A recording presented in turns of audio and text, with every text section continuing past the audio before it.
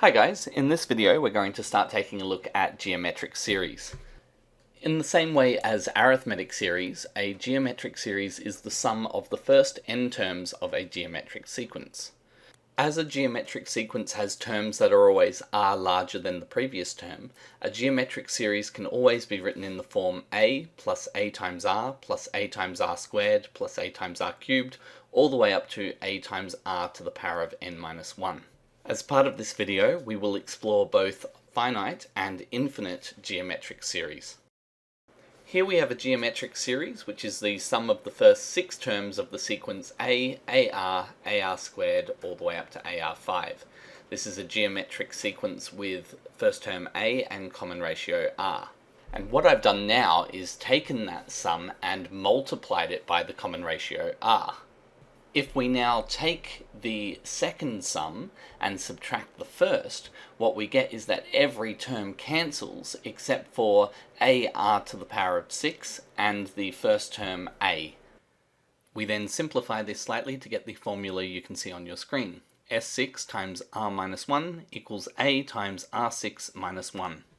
Finally, we rearrange to give that the sum of the first 6 terms can be found by taking the first term, multiplying by the common ratio to the power of 6 minus 1, and dividing by the common ratio r minus 1. It's fairly easy to see that we only had the sum of the first 6 because we happened to choose that many terms in our series to begin with, and we can generalize this formula to give us the sum of the first n terms as a times r to the power of n minus 1 divided by 1 minus r. We can also flip the order of the brackets on the top and bottom of the fraction. We do this in cases where r takes different values because the brackets on the top and bottom would become negative in cases where r was less than 1. What happens when we sum greater numbers of terms in any particular geometric series depends very much on the value of the common ratio r. In cases where the common ratio r is larger than 1, each successive term is larger than the one before it. So ar cubed is larger than ar squared is larger than ar is larger than the first term a. What this means is that if we try and sum all the terms in such a series to infinity, we get an infinite sum as the terms become larger and larger and larger. In contrast, in cases where r is less than 1, each term is smaller than the one before it. So ar cubed is smaller than ar squared, which is smaller than ar, which is smaller than the first term a. What this means is that as the number of terms increases, the term at the end of the sequence gets closer and closer to 0. If we look again at our formula for the sum of the first n terms, we can see that as n becomes very large, r to the power of n is effectively going to become 0 because we've got a number less than 1 times itself a great many times, and each time that number gets smaller and smaller. It turns out then that the infinite sum of a geometric series with a common ratio less than 1 is equal to a divided by 1 minus r. What we haven't considered so far is values of the common ratio that are negatives, and it turns out that the same arguments apply about values that are closer to 0 and less than negative 1. So for r values less than negative 1, we have the same problem. The terms themselves keep getting larger in magnitude. Even though they swap from positives to negatives, the actual value is getting larger.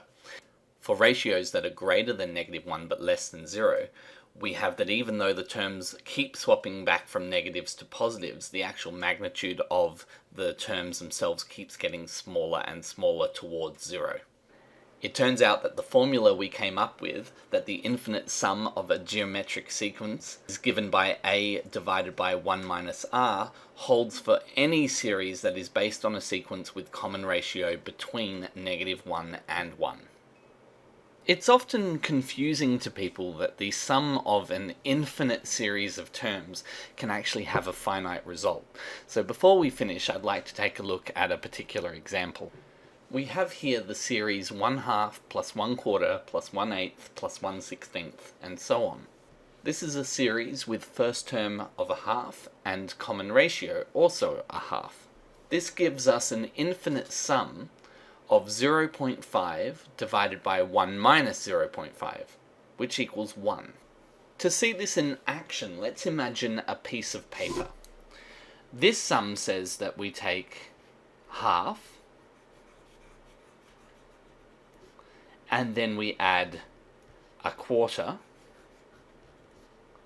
plus an eighth, plus a 16th, and if we were to continue it on, we'd add 1/32nd, 1/64th.